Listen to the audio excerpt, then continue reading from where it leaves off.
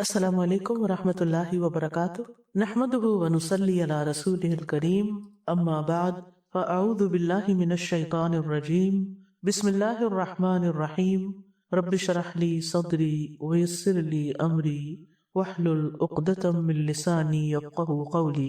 آج ہم انشاءاللہ استغفار کے بارے میں پڑھیں گے۔ پہلے آپ دعائیں سن لیجئے پھر ہم شروع کرتے ہیں۔ تم اللہ سے بخشش کیوں نہیں مانگتے تاکہ تم پر رحم کیا جائے؟ میں اللہ سے استغفار کرتا ہوں اور اس سے توبہ کرتا ہوں۔ میں معافی مانگتا ہوں اللہ سے جس کے علاوہ کوئی معبود نہیں، وہ زندہ ہے، قائم ہے، اور میں اسی کی طرف توبہ کرتا ہوں۔ تیرے سوا کوئی معبود نہیں، تو پاک ہے، بے شک میں ہی ظلم کرنے والوں میں سے ہوں۔ اے میرے رب، بے شک میں نے اپنی جان پر ظلم کیا ہے، بس تو مجھے بخش دے۔ اے میرے رب، مجھے بخش دے اور مجھ پر مہربان ہو جا، بے شک تو ہی بہت توبہ قبول کرنے والا، بہت رحم فرمانے والا ہے۔ اے میرے رب، مجھے بخش دے، مجھ پر رحم کر، میری کمیاں پوری کر دے، مجھے بلندی عطا فرما، مجھے رزق عطا کر اور مجھے ہدایت دے۔ اے اللہ، مجھے بخش دے، میرے شیطان کو دور کر دے، میرے نفس کو آگ سے آزاد کر دے، میرے میزان کو بھاری کر دے اور مجھے اعلیٰ مجلس والوں میں شامل کر دے۔ اے اللہ، میرے گناہوں اور میری تمام خطاؤں کو معاف فرما۔ اے اللہ، مجھے تندرست کر دے، میری کمیاں پوری کر دے، نیک اعمال اور اخلاق کے لیے میری رہنمائی فرما، کیونکہ تیرے سوا کوئی ان کی نیکی کی طرف رہنمائی نہیں کر سکتا اور ان کی برائی کو دور نہیں کر سکتا۔ اے اللہ، تو ہی میرا رب ہے، تیرے سوا کوئی الہ نہیں، تو نے مجھے پیدا کیا اور میں تیرا بندہ ہوں، اور میں اپنی استطاعت کے مطابق تجھ سے کیے ہوئے عہد اور وعدے پر قائم ہوں۔ میں تیری پناہ چاہتا ہوں ہر برائی سے جو میں نے کی۔ میں اپنے اوپر تیری عطا کردہ نعمتوں کا اعتراف کرتا ہوں اور اپنے گناہ کا اقرار کرتا ہوں، بس مجھے بخش دے، کیونکہ تیرے سوا کوئی گناہوں کو بخش نہیں سکتا۔ اے میرے رب، میری خطا، میری نادانی اور میرے تمام معاملات میں، میرے حد سے تجاوز کرنے میں میری مغفرت فرما، اور ان گناہوں میں بھی جن کو تو مجھ سے زیادہ جانتا ہے۔ اے اللہ، میرے لیے میری خطائیں، میرے ارادے کے ساتھ کیے ہوئے گناہوں اور بلا ارادہ کیے ہوئے گناہوں اور میری ہنسی مذاق میں کیے ہوئے گناہوں کو معاف فرما دے، اور یہ سب میری ہی طرف سے ہیں۔ اے اللہ، جو گناہ میں کر چکا ہوں اور جو کروں گا، اور جنہیں میں نے چھپایا اور جنہیں میں نے ظاہر کیا، ان میں میری مغفرت فرما۔ تو ہی آگے کرنے والا اور تو ہی تاخیر کرنے والا ہے، اور تو ہر چیز پر پوری قدرت رکھنے والا ہے۔ آج ہم پڑھیں گے کثرت سے استغفار کریں چیپٹر میں سے میں معافی مانگتا ہوں اللہ سے جس کے علاوہ کوئی معبود نہیں، وہ زندہ ہے، قائم ہے، اور میں اسی کی طرف توبہ کرتا ہوں۔ بلال بن یسار بن زید جو نبی صلی اللہ علیہ وسلم کے آزاد کردہ غلام تھے، انہوں نے رسول اللہ صلی اللہ علیہ وسلم کو فرماتے ہوئے سنا، جو شخص یوں کہتا ہے استغفر اللہ الذی لا الہ الا هو الحی القیوم واتوب الیہ، میں معافی مانگتا ہوں اللہ سے جس کے علاوہ اور کوئی معبود نہیں، وہ زندہ ہے، قائم ہے، اور میں اسی کی طرف توبہ کرتا ہوں، تو اس کو بخش دیا جاتا ہے اگرچہ وہ میدان جنگ سے بھی بھاگا ہو۔ میدان جنگ سے بھاگنا کبیرہ گناہ ہے، بہت بڑے ہلاک کر دینے والے گناہوں میں سے ہے، یعنی 7 ہلاک کرنے والی چیزیں جو ہیں ان میں سے ایک میدان جہاد سے، میدان جنگ سے بھاگ جانا، یعنی پیٹ پھیر کے چلے جانا۔ تو اس لیے اگر اس دعا کے پڑھنے سے اتنا بڑا گناہ معاف ہو سکتا ہے تو دیگر گناہ بھی معاف ہو سکتے ہیں، لیکن یہ یاد رکھیے کہ گناہ پہ قائم رہتے ہوئے کہ کرتا چلا جائے، انسان انسسٹ کرے گناہ پر اور ساتھ استغفر اللہ بھی پڑھے تو یہ فائدہ نہیں دیتا۔ بہرحال اس دعا سے کبیرہ اور صغیرہ دونوں گناہوں کی معافی ممکن ہے، یعنی دیگر کبیرہ گناہ جیسے والدین کی نافرمانی ہے، جیسے اور غلط کاموں میں ملوث ہونا جن کی حرمت واضح طور پر آ چکی ہے، تو ان سب گناہوں سے معافی مانگنے کے لیے یہ دعا بہت فائدہ مند ہے، لیکن پورے یقین اور پورے وثوق کے ساتھ مانگنا چاہیے۔ یہ نہیں سوچنا چاہیے کہ پتہ نہیں اللہ تعالیٰ معاف کرے گا یا نہیں۔ ان اللہ یغفر الذنوب جميعا، بے شک اللہ تعالیٰ تو سارے گناہ معاف کر سکتا ہے۔ ابو ہریرہ کہتے ہیں کہ رسول اللہ صلی اللہ علیہ وسلم نے فرمایا، تم میں سے کوئی شخص اس طرح نہ کہے، اے اللہ اگر تو چاہتا ہے تو مجھے بخش دے، اے اللہ اگر تو چاہتا ہے تو مجھ پر رحم فرما، بلکہ اسے یقین کے ساتھ دعا کرنی چاہیے، کیونکہ اللہ تعالیٰ پر کوئی زبردستی کرنے والا تو ہے نہیں۔ یعنی کوئی اللہ تعالیٰ کو مجبور تو نہیں کر سکتا، لیکن یقین کے ساتھ دعا ہونی چاہیے. یعنی جتنا ہمارے اندر یقین ہوگا اسی قدر دعا کی قبولیت کا امکان بڑھ جائے گا. اور استغفر اللہ کا معنی تو یہی ہے کہ اللہ تعالیٰ میرے گناہوں کو معاف کر دے، ان سے درگزر فرما، ان کو ڈھانپ دے، ان پر میرا مواخذہ نہ کر. اور پھر الذی لا الہ الا ہو، یعنی صرف استغفر اللہ نہیں کہا بلکہ اللہ سبحانہ وتعالیٰ کی توحید کا ذکر بھی کیا اور اس کی عبودیت کا اقرار کیا کہ تیرے سوا کوئی بھی معبود نہیں. اور پھر اللہ تعالیٰ کے دو عظیم ناموں الحی القیوم کا بھی ذکر آتا ہے یہاں پر، اور ان کا ذکر جو ہے یہ بخشش طلب کرنے میں بہت فائدہ مند ہے. تو اللہ سبحانہ وتعالیٰ زندہ بھی ہے اور قائم رکھنے والا بھی ہے، اور یہ اس کے عظیم ناموں میں سے دو نام ہیں. اور پھر آخر میں وَأَتُوبُ إِلَيْهِ، دوبارہ اس بات کا اعتراف ہے کہ میں سچی توبہ کر رہا ہوں، یعنی سچی توبہ کا اقرار اور عزم کر رہا ہوں کہ میں اللہ ہی کی طرف واپس لوٹ رہا ہوں، اور میں ان کاموں کو چھوڑنا چاہتا ہوں جن سے اللہ تعالیٰ ناراض ہوتا ہے. اور توبہ جیسے کہ آپ جانتے ہیں واپس پلٹنے اور رجوع کرنے کو کہتے ہیں. یعنی استغفر اللہ جو ماضی میں ہو چکا ہے اللہ اسے ڈھانپ دے، اور آئندہ کے لیے میں معافی مانگتا ہوں، اب میں اس رستے کو چھوڑ رہا ہوں، اس گناہ کو چھوڑ رہا ہوں. یعنی توبہ دراصل گناہ سے اطاعت کی طرف پلٹنے کا نام ہے، جیسے شرک سے توحید کی طرف آنا، بدکاری سے پاک دامنی کی طرف آنا، تکبر سے عاجزی اور انکساری کی طرف آنا. گویا ہر نافرمانی سے فرما برداری کی طرف آنے کو توبہ کہتے ہیں. اور توبہ جو ہے یہ سب کے لیے، یعنی صرف گناہگاروں کے لیے خاص نہیں بلکہ اللہ کی طرف لوٹتے رہنا، پلٹتے رہنا سب ایمان والوں کے لیے ہے. اللہ تعالیٰ نے حکم دیا وَتُوبُوا إِلَى اللَّهِ جَمِيعًا أَيُّهَا الْمُؤْمِنُونَ لَعَلَّكُمْ تُفْلِحُونَ، تم سب کے سب اللہ کے حضور توبہ کرو. یعنی ہر مسلمان کو توبہ کرنی چاہیے اور اس بات کا ارادہ اور اظہار کرنا چاہیے کہ میں اللہ کی طرف پلٹتا ہوں، یعنی جو میری موجودہ حالت ہے اس پر قائم نہیں رہنا چاہتا بلکہ اس سے زیادہ اللہ کے قریب ہونا چاہتا ہوں، اللہ کی طرف پلٹنا چاہتا ہوں. رسول اللہ صلی اللہ علیہ وسلم نے فرمایا اے لوگو گناہوں سے باز آ جاؤ اور اللہ کی طرف رجوع کر لو، اور میں ایک دن میں 100 مرتبہ اللہ کی طرف رجوع کرتا ہوں، اللہ کی طرف پلٹتا ہوں. اور ویسے بھی جب کوئی غلطی ہو جائے تو پھر دیر نہیں لگانی چاہیے، فوری توبہ کر لینی چاہیے، جیسے کہ قرآن مجید میں آتا ہے نا ثم یتوبون من قریب، کہ وہ جلدی توبہ کر لیتے ہیں. تو گناہ کا بوجھ اپنے اوپر لادے نہیں رکھنا چاہیے کیونکہ یہ بدترین بوجھ ہے. انسان زندہ رہتا ہے تو اس کے اندر ایک گلٹ رہتی ہے، وہ شرمندہ رہتا ہے، اندر سے ایک بوجھ محسوس کرتا ہے، اور اگر مر جائے تو وہ الگ وبال جان ہے. نبی صلی اللہ علیہ وسلم نے فرمایا تم کوئی برائی کرو تو اسی وقت توبہ کرو، چھپی ہوئی برائی کی توبہ چھپے انداز میں نہیں، خفیہ، اور اعلانیہ گناہ کی توبہ اعلانیہ انداز میں کرو. اور اگر کوئی توبہ نہیں کرتا تو یہ اس کے گناہ گار ہونے کی دلیل ہے. وَمَن لَّمْ يَتُبْ فَأُولَٰئِكَ هُمُ الظَّالِمُونَ. ابن قیم کہتے ہیں کہ اس آیت میں اللہ تعالیٰ نے بندوں کی دو قسمیں بیان فرمائی ہیں، ایک توبہ کرنے والے اور ایک ظالم، اور اس کے علاوہ کوئی تیسری قسم نہیں ہے. تو جو توبہ نہیں کرتے وہ کیا کر رہے ہیں؟ اپنے اوپر ظلم کر رہے ہیں، یعنی توبہ نہ کرنے والے ظالم شمار ہوتے ہیں.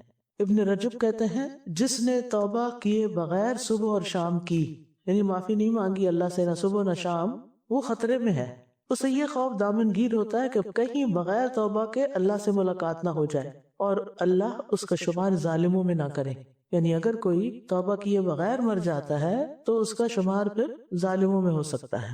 اور انسان جب توبہ کرے تو جینوئنلی کرے، سچے دل سے کرے، پورے اخلاص کے ساتھ کرے، یہ نہیں کہ صرف اوپر سے الفاظ ہی ہوں اور ان کی کوئی روح نہ ہو. اسی لیے اللہ تعالیٰ فرماتے ہیں توبوا الی اللہ توبۃ نصوحا، سچی اور خالص توبہ کرو. اور اس کا مطلب کیا ہے کہ اللہ ہم یہ گناہ چھوڑنا چاہتے ہیں اور واپس کبھی بھی اس کی طرف نہیں پلٹیں گے، اور اس گناہ پر انسان شرمندہ بھی ہو اور آئندہ نہ کرنے کا عزم بھی ہو. اور پھر ایسی توبہ ہو کہ جس سے انسان کو حقیقی فائدہ بھی ہو کہ واقعی وہ اس دلدل سے باہر نکل آیا. یعنی توبہ جو ہے وہ گناہوں کی معافی کا ذریعہ تو ہے ہی، گناہوں کو چھوڑنے کا ذریعہ بھی ہے. عملی طور پر انسان گناہوں کو ترک کر دے. اور ندامت کا کیا مطلب ہوتا ہے کہ میں نے جو کیا ہے وہ غلط کیا ہے، میں اس پر شرمندہ ہوں. اور اسی لیے کہتے ہیں الندم التوبہ، نادم ہونا جو ہے، اقرار کر لینا، شرمندہ ہونا، یہی دراصل توبہ ہے. اور پھر اصرار نہ کرنا اور آئندہ زندگی پہلے سے بہتر ہو جانا، یعنی نیک کاموں میں اضافہ ہونا اور اپنی اصلاح کرتے جانا. اور پھر یہ ہے کہ جب کوئی توبہ کرے اور پکی توبہ کرے تو اس کے پچھلے گناہ بھی معاف ہو جاتے ہیں. لیکن اگر آئندہ دوبارہ انسان اسی کام میں پڑ جائے تو اگلے اور پچھلے سارے ہی کاؤنٹ ہو جاتے ہیں. پھر اس سے بھی ڈرنا چاہیے. یعنی مثلاً اگر ایک انسان نے توبہ کر لی، اس کے گناہ پچھلے ختم ہو گئے. مثلا کوئی شراب پیتا ہے تو اس نے کیا کیا، شراب چھوڑ دی، توبہ کر لی، مسجد جانے لگا، ٹھیک ہو گیا. کوئی چند سال گزرنے کے بعد پھر کوئی ایسے لوگ مل گئے جنہوں نے اس کو پھر ورغلا لیا اور دوبارہ سے پینا شروع ہو گیا اور نمازیں بھی چھوڑ دی. تو کیا ہوا؟ اب نہ صرف یہ کہ آپ کا گناہ بلکہ وہ جو پچھلا ہے وہ بھی ساتھ شامل ہو جائے گا. حدیث میں آتا ہے جس نے بقیہ زندگی میں اچھائیاں کی اس کے پچھلے گناہ معاف کر دیے جائیں گے، اور جو بقیہ زندگی میں بھی برائیاں کرتا رہا اس سے گزشتہ اور آئندہ دونوں زندگی میں ہونے والے گناہوں کی پکڑ ہوگی. تو یہ وہ ڈرنے والی بات ہے. اور یہ کہ اللہ تعالیٰ انجام اچھا کرے، اینڈ اچھا کرے، کیونکہ انسان بار بار پھسل جاتا ہے. بعض لوگ کہتے ہیں نا کہ ہم توبہ کرتے ہیں، غلطی چھوڑ دیتے ہیں، لیکن پھر دوبارہ کرنا شروع کر دیتے ہیں. تو یہ تو اپ اینڈ ڈاؤن زندگی میں آئے گا. زندگی بھی سمندر کی لہروں کی طرح ہے، اوپر نیچے ہوتی رہتی. لیکن اصل بات یہ کہ اختتام کہاں ہوتا ہے. یعنی یہ تو ہو نہیں سکتا کہ ہم ٹوٹلی گناہ فری ہو جائیں. کچھ نہ کچھ چلتا رہتا ہے. انسان ہے، کمزور ہے، گر جاتے ہیں بار بار، پھر اٹھ جاتے ہیں. لیکن یہ نہیں کہ اگر گرے تو پھر گرے ہی چلے جائیں. تو استاد اینڈ تو یہ کہ حسن خاتمہ کی دعا مانگیں. اس لیے بالکل انسان حسن خاتمہ کی اللہم احسن عاقبتنا فی الامور کلہا واجرنا من خزی الدنیا وعذاب الاخرہ. استاذہ اگر آپ کے ہاتھ میں نہیں ہے کہ وہ اس گناہ ہسبینڈ کو آپ قائل کر رہے ہیں کہ یہ کام چھوڑ دیں، تو اس کے ذمہ دار آپ نہیں ہیں.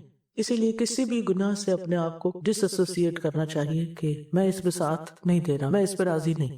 استاذہ میرا ایک سوال یہ تھا کہ اکثر ایسا ہوتا ہے کہ آپ سے کوئی تکلیف یا کسی کا دل دکھ جاتا ہے، ہم سے بھی غلطی ہو جاتی ہے، لیکن آپ دوسروں سے معافی مانگتے ہیں یا اس طرح سے اپنی غلطی کا احساس کے بعد، لیکن دوسرے کہتے ہیں نہیں ہم نے تو آپ کو معاف نہیں کیا، ہم سے بیٹھ کے بات کریں، ہم سے یوں کریں. تو ایز لانگ ایز آپ نے معافی مانگ لی تو پھر معاملہ اللہ کے بعد چلا گیا. اگر وہی آگے سے کہیں کہ ہم نے اپنا معاملہ اللہ پہ چھوڑ دیا اور اب آپ کو پوچھیں گے، جی ان کو اللہ پھر فیصلہ کرے گا نا. اللہ کے دربار میں گیا تو اللہ تو ظلم کرنے والا نہیں ہے. بے شک. استاذہ I have a question. جیسے آپ نے کہا کہ گناہ کرتے ہیں تو ایک تو اللہ کی نافرمانی گناہ، اور ایک بندوں کو جیسے انہوں نے کہا ہرٹ کرتے ہیں، کوئی باتیں سم ٹائم آپ سے ہو جاتی ہیں، تو پھر جو شرمندگی ہے، شرمندگی actually you guilt, you know you did something wrong. تب ہم اللہ سے تو معافی مانگ لیتے ہیں، سب کر لیتے ہیں، لیکن اتنی ہمت نہیں ہوتی کہ کسی بندے سے معافی مانگیں جس کو ہرٹ کیا. تو اگر ہم یہ والا سیکنڈ اسٹیپ نہیں کریں تو توبہ is not accepted, is not complete. اور سیکنڈ کیس اگر the person is not available, جی اگر اویلیبل نہیں تھا، آئندہ سے آپ اس کے ساتھ اچھا کریں تاکہ وہ آپ کے لگائے ہوئے زخم کو بھول جائے. دیکھیے ایک ہوتا ہے صرف زبان سے کہتے رہنا آئی ایم سوری اور پھر وہی کرنا، سوری بھی کرنا اور وہی کرنا. اس کا مطلب یہ کہ اندر سے کوئی نہیں ہے. اور اگر آپ نے معافی مانگ بھی لی یا اس سے نہیں کہہ سکے شرمندگی کے مارے، لیکن آپ نے وہ غلطی دوبارہ کرنی چھوڑ دی اور آپ نے کسی سے بدسلوکی کی، اب آپ اس سے سلوک کر رہے ہیں، تو انشاءاللہ یہ جو آپ کو حسن سلوک ہے وہ اس کو مٹا دے گا. لا الہ الا انت سبحانک انی کنت من الظالمین. تیرے سوا کوئی معبود نہیں، تو پاک ہے، بے شک میں ہی ظلم کرنے والوں میں سے ہوں. یہ حضرت یونس علیہ السلام کی دعا ہے جب وہ اپنی قوم سے ناراض ہو کر قوم کو چھوڑ کر چلے گئے اور انہوں نے سمجھا کہ اب ان کی پکڑ نہیں ہوگی. دیکھیں یہ بھی ہوتا ہے انسان کے ساتھ کہ انسان ایک غلط کام کرتا ہے اور پھر سوچتا کچھ نہیں ہوتا، اس سے کیا ہوتا ہے، میرے ساتھ بھی تو ایسا اور ایسا کیا گیا، یہ نہیں ہونا چاہیے. تو بہرحال آپ جانتے ہیں سارا واقعہ کہ کس طرح پھر مچھلی کے پیٹ میں چلے گئے اور انہوں نے وہاں اندھیروں میں جا کے پکارا کہ تیرے سوا کوئی معبود نہیں، تو پاک ہے ہر عیب کمی کوتاہی سے، یقیناً میں ظلم کرنے والوں میں سے ہو گیا ہوں. تو ان کے اس اعتراف کی وجہ سے اللہ سبحانہ تعالیٰ نے ان کی دعا قبول کر لی اور انہیں غم، مصیبت، اس تکلیف اور پریشانی سے نجات عطا کی، اور پھر ساتھ وعدہ بھی کیا کہ وَكَذَلِكَ نُنْجِي الْمُؤْمِنِينَ، سارے مومنوں کو ہم اسی طرح نجات دیتے ہیں. یہ ہمارے لیے ایک بہت بڑی ہوپ اور امید ہے، اگر ہم بھی اسی طرح دعا کریں گے اور سچے دل سے کریں گے تو اللہ تعالیٰ معاف فرما دیں گے. تو اس سے پتہ چلتا ہے کہ غلطی پر اڑنا نہیں چاہیے، بلکہ واپس پلٹ آنا چاہیے، معافی مانگ لینی چاہیے، ڈٹ نہیں جانا چاہیے کہ میں ایسا ہی کروں گا، میں نے ٹھیک کیا ہے، اور اپنی غلط بات انسان منوانا شروع کر دے، کسی کی نصیحت پہ کان ہی نہ دھرے اور نصیحت کرنے والے سے نفرت کرے اور اصرار کرے کہ میں نے اب کیا، میں آئندہ بھی کروں گا. تو یہ چیز اللہ تعالیٰ کو پسند نہیں. ہم انسان ہیں، ہم سے غلطیاں ہو جاتی ہیں، لیکن غلطیوں پہ اڑنا نہیں چاہیے، غلطیوں کو مان جانا چاہیے، ان سے سبق سیکھنا چاہیے، ان کی اصلاح کرنی چاہیے، توبہ کرنی چاہیے اور پہلے سے زیادہ بہتر انسان بننے کی کوشش کرنی چاہیے۔ اب دیکھیے کہ ہم تو عام انسان ہیں، حضرت عمر رضی اللہ عنہ کے بارے میں آپ جانتے ہیں کہ کس درجے کے مومن تھے وہ، لیکن ان کے اندر اپنی غلطی کو ماننے کا اتنا زیادہ یہ مادہ تھا کہ وہ مبالغہ آمیز طور پر اپنی غلطی کا اعتراف کرتے رہتے تھے۔ یعنی عام بندوں کی بات، ان کی نصیحت بھی ایسے قبول کر لیتے اور کیا کہتے، لولا فلان لہلک عمر، اگر فلاں شخص نہ ہوتا تو عمر تو ہلاک ہی ہو گیا تھا۔ یعنی کسی کی نصیحت پر ناراض ہونا تو دور کی بات، اس کو توجہ سے سننا اور اس کو دیر اینڈ دین اپریشیٹ کرنا۔ اور یہ عمر کون ہیں جن کے بارے میں نبی صلی اللہ علیہ وسلم نے ایک بار برملا فرمایا تھا، اگر میرے بعد کوئی نبی ہوتا تو عمر ہوتا ہے۔ یعنی اتنے پاک باز متقی انسان جن کو اللہ کے رسول صلی اللہ علیہ وسلم ویلیڈیٹ کر رہے ہیں اور ان کی تعریف کر رہے ہیں۔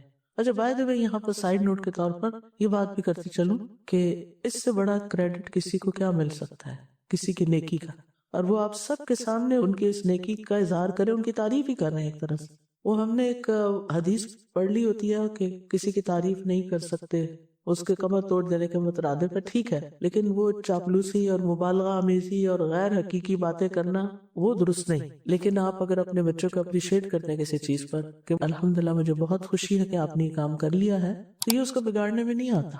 ہر انسان کو ویلیڈیشن چاہیے ہوتی ہے کہ اس نے اگر کوئی اچھا کام کیا ہے تو اس کو اکنالج کیا جائے۔ بعض اوقات ہم کہتے ہیں ہمارے لیے کیا، اللہ کے لیے کیا نا، اللہ خود ہی جزا دے دے گا اس کو۔ یہ رویہ انتہائی غلط ہے۔ نبی صلی اللہ علیہ وسلم اپنے ساتھیوں کو کس طرح جوڑ کر رکھتے تھے، کتنا زیادہ ان سے محبت کرتے تھے اور محبت کا اظہار بھی کرتے تھے۔ یا معاذ انی احبک فی اللہ، اے معاذ میں تم سے اللہ کی خاطر محبت کرتا ہوں۔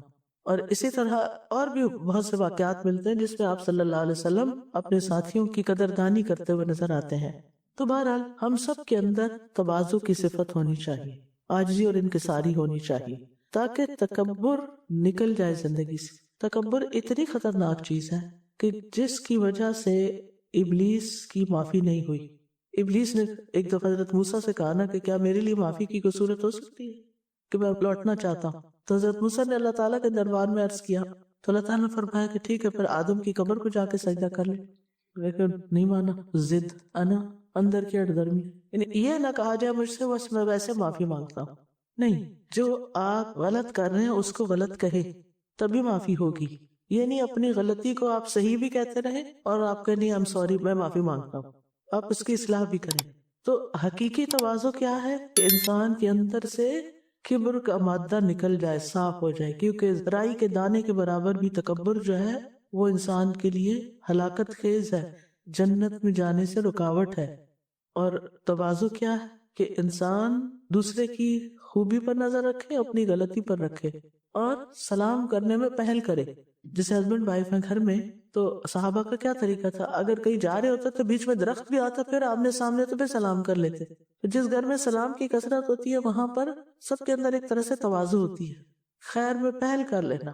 اور پھر یہ کہ زندگی میں کامیاب لوگوں کی جو صفات ہیں ان میں سے ایک کہ وہ اپنے آپ کو وہ کچھ نہیں سمجھتے مگر دوسروں کو اہمیت دیتے ہیں۔ یہ اچھے ریلیشن شپ کے لیے بہت ضروری ہے کہ جو لوگ آپ سے متعلق ہیں، چاہے خون کے رشتوں میں، چاہے دوستی کے رشتوں میں یا کسی بھی اور تعلق میں، آپ ان کو امپورٹنس دیں، ان کو ان کا ڈیو رائٹ دیں، ان کے مقام کو تسلیم کریں۔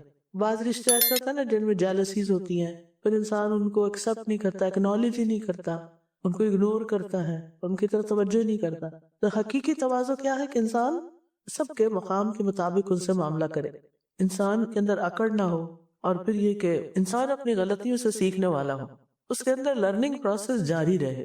یہ ہو نہیں سکتا کہ ہم سے غلطی نہ ہو، کبھی انجانے میں ہو کہ بھول کے ہو جائے گی، آپ کی انٹینشن نہیں ہے پھر بھی ہوگی، اور کبھی انسان ہے نا کمزور، انٹینشن بھی ہوتی ہے، اس کو تو میں مزہ چکھا کے چھوڑوں، اور جب مزہ چکھانے لگتے ہیں تو پھر زیادتی کر ہی جاتے ہیں۔ تو اس میں اگر اس کو احساس ہوتا ہے اور وہ اپنے ضمیر کی آواز سن لیتا ہے اور وہ جھک جاتا ہے، اعتراف کر لیتا ہے، تو اس سے اس کی قدر میں اضافہ ہوتا ہے۔ حدیث میں آتا ہے من تواضع للہ رفعہ اللہ، جو اللہ کی خاطر تواضع اختیار کرتا ہے اللہ تعالیٰ اس کو بلندی عطا کرتا ہے۔ اور اللہ کی خاطر تواضع کیا ہے کہ اس بات سے ڈر جانا کہ اللہ تعالیٰ ناراض ہوگا، انسان اپنی غلطی ماننے میں دیر نہ کرے۔ اور کسی بھی لمحے اس کو یہ کہنے میں کوئی جھجک نہ ہو سوری آئی واز رانگ، میری غلطی ہے. کچھ لوگوں کے منہ سے جملہ نکل نہیں پاتا sorry I was wrong, sorry میری غلطی تھی، مجھ سے ہو گیا یہ. کیونکہ عام مزاج کیا ہے، ہر وقت دوسروں کی غلطیاں تلاش کرنا، اور اگر نہیں بھی نا تو ان کو بلیم کرنا. عموماً لوگ بلیم کرتے رہتے ہیں. تو یہاں معافی کس وجہ سے ہوئی؟ انی کنت من الظالمین، تواضع کی وجہ سے، اپنی غلطی ماننے کی وجہ سے. اور ایسا کرنا جو ہے یہ دراصل انسان کی خوبیوں میں، اس کے مقام میں، اس کے درجے میں اضافہ کرتا ہے، اس کے لرننگ پروسیس کو بہتر کرتا ہے. اور جب کبر ہوتا ہے تو انسان اس واقعے کو صحیح طور پر انالائز نہیں کرتا، اپنی غلطی کی جو شدت ہے اس کو نہیں سمجھتا، اور وہ سمجھتا ہے کہ میں نے نہیں مانا لہٰذا میں نے اپنے آپ کو بچا لیا، حالانکہ وہ کھڈے میں گرا ہوا ہوتا ہے. یہ اس کا دھوکہ ہوتا ہے، اس کے نفس کا دھوکہ، کہ وہ سمجھتا ہے کہ وہ کامیاب ہے. اور پھر آپ دیکھیے کہ انسان شکر ادا کرتا ہے کہ اللہ کا شکر ہے کہ جس نے مجھے میری غلطی دکھا دی، اللہ کا شکر ہے کہ جس نے مجھے توبہ کی توفیق دی، اللہ کا شکر ہے کہ جس نے دوسرے سے معافی مانگنے کی میرے اندر ہمت پیدا کر دی. اور یہی اعتراف اصل میں شکر ہوتا ہے کہ یہ سب کچھ مجھے اللہ نے عطا کیا ہے. دوسروں کی خوبیوں کا اعتراف اور اپنی غلطیوں، خامیوں، کوتاہیوں کا اعتراف، یہ انسان کو انسان بناتا ہے. لا الہ الا انت سبحانک انی کنت من الظالمین کو بعض لوگ کہتے ہیں یہ بہت گرم دعا ہے، اسے زیادہ نہیں پڑھنا چاہیے. تو یہ انہیں سمجھ میں بات آئی نہیں کہ اتنی دفعہ نہیں کم پڑھو، یہ ہے وہ. یہ ایسا کچھ بھی نہیں، لوگوں نے خود سے ہی بنا لیا کہ گرم ہے اور ٹھنڈا ہے، تر ہے اور خشک ہے. یعنی دعاؤں میں یا توبہ میں تو ایسا کچھ بھی. اصل میں نا ہمارے علم کا سورس قرآن و سنت ہونا چاہیے. وہ دعا بھی ہے نا وَلَا مَبْلَغَ علمنا، اللہ دنیا کو ہمارے علم کا سورس نہیں بنانا، یہ دنیا کی باتیں. اور لوگ جو اس کا 1.25 لاکھ کا وظیفہ کرواتے ہیں اس کا کیا؟ کہیں سے یہ نہیں پتہ چلتا کہ جب تک 1.25 لاکھ نہیں پڑھو گے مسئلہ حل نہیں ہوگا. اور پھر خود تھوڑی پڑھتے ہیں، چلو خود تو پڑھے تو بہت اچھی بات ہے، سب کو زبردستی ہے. لوگوں کے سر پہ ڈال دیتے ہیں. یہ تو ہم اپنا گناہ ایڈمٹ کر رہے ہیں، اور اگر لوگوں سے پڑھواتے ہیں تو وہ اپنا اپنا کر کے چلے جائیں گے، ان کو فائدہ ہوگا، آپ کو تو نہیں. پچھلے دنوں جو سیلاب آیا نا تو آپ کو پتہ ہے کہ 16 کلاؤڈز اس طرح بسٹ ہوئے ہیں. یعنی قریب کی کسی تاریخ میں نظر نہیں آتا کہ ایسا کبھی ہوا ہو. ہوتے ہیں کلاؤڈ بسٹ، 1-2 ہوئے، کہیں ہوئے، یا یہ کہ پہلے سے کوئی پیشن گوئی ایسی ہوتی ہے. کچھ سال پہلے بھی ایک سیلاب آیا تھا تو اس میں پہلے سے پیشن گوئی تھی تو لوگ اپنے گھر بات چھوڑ کے نکل گئے تھے. کوئی ایک آدھ ڈیتھ ہوئی تھی، انسانی جانیں بچ گئی تھی. لیکن یہاں تو بالکل قیامت کا منظر تھا کہ اگر کسی نے چائے رکھی ہے نا تو دوبارہ منہ میں ڈالنے کی مہلت نہیں ملی. تو مجھے بہت یہ تھا کہ کیا چیز ہوگی، کیوں اللہ تعالیٰ اتنے ناراض ہوئے کہ یعنی کچھ کہتے ہوئے بھی ڈر لگتا ہے. جو ہماری ٹیمیں وہاں پر جا کے کام کر رہی ہیں، لوگوں کی ہیلپ کر رہی ہیں الحمدللہ، تو ان میں سے جو ان کو لیڈ کر رہی ہیں ان سے میں نے بات کی. میں نے کہا کہ مجھے اس علاقے کے کچھ عادات یا اخلاق یا حالات تھوڑے سے بتاؤ کہ کیا ہیں. یعنی کہ ایک تو یہ کہ کسی ایک گاؤں کا نام لیا، ایک جگہ کا، کہ وہاں پر ایک بہت بڑا مزار تھا اور لٹرلی لوگ سجدہ کرتے تھے وہاں پر. شرک جو ہے یہ ظلم عظیم ہے اور اللہ تعالیٰ کو ناراض کرنے والا ہے. یہ تو obvious سامنے نظر آ رہا تھا. ایک اور گناہ بھی بتایا جو وہ چھپ کے کرتے تھے اور اس کے اڈے بنے ہوئے تھے، اور عمل قوم لوط کی طرح جو. تو ہم سب گناہ گار ہیں، ہم سب کے اندر خطائیں، ہم کوئی پاک فرشتے نہیں ہیں، ہم سب غلطیاں کرتے ہیں. لیکن غلطی پر اصرار اور پھر کسی کا روکنا نہیں. یعنی اگر کوئی کر رہا ہے تو اچھا کرتا رہے ہماری بلا سے، یعنی کسی کو منع نہیں کرتے ہم. یہ بھی ہمارے اوپر فریضہ نا. آپ نے تو ماشاءاللہ سارا پڑھ لیا ہے کہ والعصر ان الانسان لفی خسر الا الذین آمنوا وعملوا الصالحات وتواصوا بالحق وتواصوا بالصبر. یہ ہم سے نکل گیا مائنڈ یور اون بزنس، اپنا کام کرو. نہیں، ہنسی مذاق اس کے اوپر میمز بننا شروع ہو جاتی ہیں اور ایک تماشا لگ جاتا ہے. تو ڈرنے کا مقام ہے، ڈرنے کا مقام ہے ہم سب کے لیے کہ ہم کوئی ایسا عمل نہ کرے کہ اللہ تعالیٰ کو غضبناک کرتے ہیں اور اللہ کا غضب ٹوٹے. اللہ ہم سب کو عافیتوں میں رکھے اور ہمیں اپنے گناہوں کی معافی مانگنے کی توفیق دے اور دوسروں کو روکنے کی. اور اگر ہمیں کوئی کسی چیز سے روکے تو ہم اسے قبول کرنے والے ہوں. یہ بھی انتہائی ضروری ہے. اکڑنا چاہے کہ مجھے کیوں کہا گیا یہ. اصل خیر خواہ تو وہی ہے نا کہ جو آپ کا ہاتھ پکڑ لیتا کہ دیکھو یہ کھائی ہے، ادھر جاؤ گے تو گر جاؤ گے نیچے.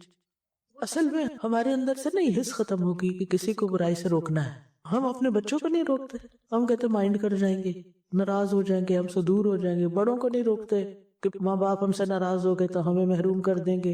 بس ہم ہر ایک کو خوش رکھنا چاہتے ہیں چاہے اللہ تعالیٰ ناراض ہی ہوتے رہے. میں نہیں کہتی کہ آپ بد اخلاقی برتیں، بدتمیزی سے بات کریں، لیکن ایک درد تو ہو آپ کے اندر کہ ایک شخص ہلاکت کی طرف جا رہا ہے، اس کا ہاتھ پکڑنا ہے، میں نے اس کو منع کرنا ہے کسی نہ کسی طرح. اور اگر نہیں کریں گے تو ایسا نہ ہو کہ ایسی پکڑ آئے کہ سب بیچ میں پھر پس جائیں، کیونکہ جب ایسی کو پکڑ آتی ہے تو اس میں تو نیک بد سبھی پھر جاتے ہیں نا. جی آپ نے کہا نا کہ دوسروں کی خوبیوں پہ نظر رکھو اور اپنی خامیوں پہ. اس آیت میں بھی دیکھیں آپ یہی انی کنتم من جی الظالمین. ہاں، اللہ کی تسبیح اور اپنی غلطی کا اعتراف. اور جس میں آپ دیکھیے کہ یہ جو کہا نا کہ انی کنت من الظالمین، کنتو جو کہنا ہوتا ہے نا اس میں ایک استمرار بھی ہوتا ہے، یعنی میں ظلم کرتا ہی رہتا ہوں، تھا نہیں کہ کبھی تھا یا کیا تھا، وہ نہیں کرتا رہتا ہوں. اور یہ اعتراف کہ غلطی سے پاک صرف اللہ کی ذات ہے. سبحانک، صرف تو پاک ہے. جو یہ کہتا ہے نا کہ تو پاک ہے تو وہ اس سے نکل آتا ہے کہ میں پاک ہوں اور میں بڑا اچھا ہوں، میں بڑا نیک ہوں. اور کبر کیا ہے؟ دوسروں کو حقیر سمجھتے رہنا، دوسروں کی غلطیاں چنتے رہنا اور اپنی غلطی کو نہ ماننا. اور ہم بعض اوقات باہر والوں کو تو معاف کر دیتے ہیں کہ ہماری بلا سے ہم سے ریلیٹڈ ہی نہیں، جو مرضی کوئی کرے، اچھا کر رہا ہے برا کر رہا ہے اس کے اپنے لیے. لیکن ہم اپنے گھروں کے اندر، ہم اپنے ریلیشن، ہسبینڈ وائف بھی ایک دوسرے کو معاف نہیں کرتے، دوسرے کو حقیر سمجھتے. یہ کم پڑھا لکھا، اس کے پاس پیسے کم، میرا گھرانہ تو بہت امیر تھا، میں تو بہت پڑھے لکھے لوگوں میں سے ہوں، مجھے تو پورا قرآن آ گیا ہے، ان کو تو کچھ دین کا پتہ ہی نہیں ہے. یہ رویہ بھی نہیں ہونا چاہیے. اگر اللہ نے ہمیں کوئی بھی نعمت دی ہے نا تو شکرانہ طلب کرتی، ہم سے شکر کرتے رہنا چاہیے، نہ کہ اس نعمت کو پا کے اکڑ اور پھر جس کے پاس نہیں اس کو حقیر سمجھے. یہ نہیں ہونا چاہیے. جی استاذہ آپ نے یہاں پہ کہا انی کنتم من الظالمین، مطلب ہم ہی اندر سے وی نو ہو وی آر، اینڈ جیسے گناہ غلطیاں قصور ہوتے رہتے ہیں اور موسٹ آف دا ٹائم ہم اپنے آپ کو جسٹیفائی کرتے رہتے ہیں کہ اس نے یہ کیا اس لیے میں نے یہ کیا. لیکن اندر ایک چیز ہے، اللہ کی اتنی نعمت ہے، نفس لوامہ ہے، آپ کو کوئی چیز اندر سے بتاتی رہتی ہے، no you are wrong, you are wrong, but پہلی چیز کی اتنی ہمت نہیں ہوتی ہے، پھر آپ کر بھی لیتے ہیں. سو لیونگ ان دس ورلڈ ہم نے اپنے نفس لوامہ کو اتنا یہاں پلوٹ کر لیا، یا یہ ہو گیا ہے یا جو بھی ہے، اس کو بھی دبا دیا نا، چپ کرا دیا. وقد خواب من دساہا، دسیا ہوتا ہے کسی چیز کو دبا دینا کہ چپ رہو. جی نعمت تو ہے، بٹ وہی ہے ساتھ کے خلق الانسان ضعیفا. اب ہم اس نفس لوامہ جو ہے اندر، جو اللہ نے دیا، جو اتنی نعمت ہے، اس کو اس کی اپنی اصلی فطرت پہ لانے کے لیے کیا کریں کہ واپس اس پولوشن سے، اس گندگی سے نکالے اور ڈیٹاکس کریں. کیا چیز روشن کرتی، کیا چیز اندھیروں سے نکالتی ہے؟ یس، کتاب انزلناہ الیک لتخرج الناس من الظلمات الی النور. ظلمت نہیں، ظلمات ہیں، لیئرز ہیں، ایک کے بعد ایک اترتی. رب إني ظلمت نفسي فاغفر لي. اے میرے رب، بے شک میں نے اپنی جان پر ظلم کیا ہے، پس تو مجھے بخش دے. یہ دعا موسیٰ علیہ السلام نے اس وقت مانگی جب بغیر ارادے کے ان سے ایک انسان قتل ہو گیا تھا. موسیٰ علیہ السلام نے پہلے اپنی غلطی کا اعتراف کیا، انی ظلمت نفسی، پھر اللہ سے اپنے گناہ کی معافی مانگی. یعنی اے اللہ، میں نے ایک ایسے شخص کو قتل کر کے اپنے اوپر ظلم کیا ہے، اپنی جان پہ ظلم کیا ہے جس کے قتل کی تو نے مجھے اجازت نہیں دی تھی اور ان کا ارادہ بھی نہیں تھا، لیکن ہو گیا نا. چونکہ قتل ایک گناہ، تو انہوں نے یہ نہیں کہا کہ میرا ارادہ نہیں تھا، میں نے تو سوچا ہی نہیں تھا، بلکہ کہا کہ بس کیا ہے تو پھر یہ غلطی تو تھی نا، غلطی تو ہوئی، فاغفر لی، تو میرے گناہ پہ پردہ ڈال دے اور اس کی وجہ سے میری پکڑ نہ کر. اور ظلم کیا ہوتا ہے؟ کسی چیز کو اس کے اصل مقام پر نہ رکھنا، خواہ کمی کر کے یا زیادتی کر کے، دونوں طرح، یا اسے اس کے صحیح وقت یا اصلی جگہ سے ہٹانا.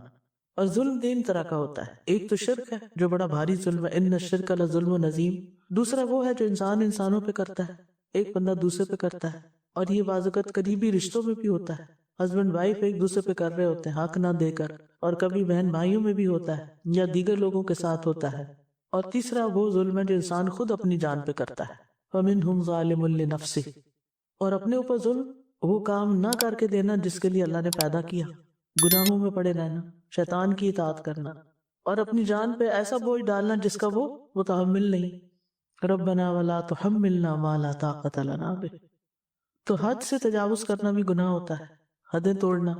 اور موسیٰ علیہ السلام کے اخلاق آپ دیکھیے کہ جان بوجھ کے نہیں بھی کیا، ان کی کتنی بلند شان ہے کہ پھر بھی اس پہ معافی مانگی اور فوری مانگی. اور یہ انبیاء اور صالحین کا طریقہ رہا ہے. آدم علیہ السلام نے بھی کیا کیا تھا جب انہیں احساس ہوا کہ ان سے غلطی ہو گئی ہے؟ قالا ربنا ظلمنا انفسنا، پہلے اپنے اوپر لیا، ظلمنا انفسنا وَإِن لَّمْ تَغْفِرْ لَنَا وَتَرْحَمْنَا لَنَكُونَنَّ مِنَ الْخَاسِرِينَ.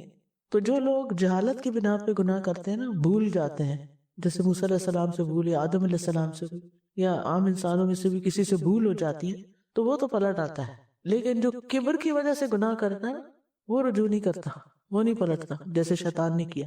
اور یہی فرق ہے. تو ہمیں یہ دیکھنا چاہیے کہ ہم نے صالحین کا رویہ اختیار کیا ہے یا شیطان کو فالو کر رہے ہیں کہ اپنے گناہ کے عذر بہانے ڈھونڈ کر اپنے آپ کو جسٹیفائی کر لیا ہے. اور اس دعا سے یہ پتہ چلتا ہے کہ انسان انسان ہے، چاہے اللہ تعالیٰ اس کو ایک پیغمبر کے طور پر منتخب کر لے پھر بھی وہ انسان ہوتا ہے.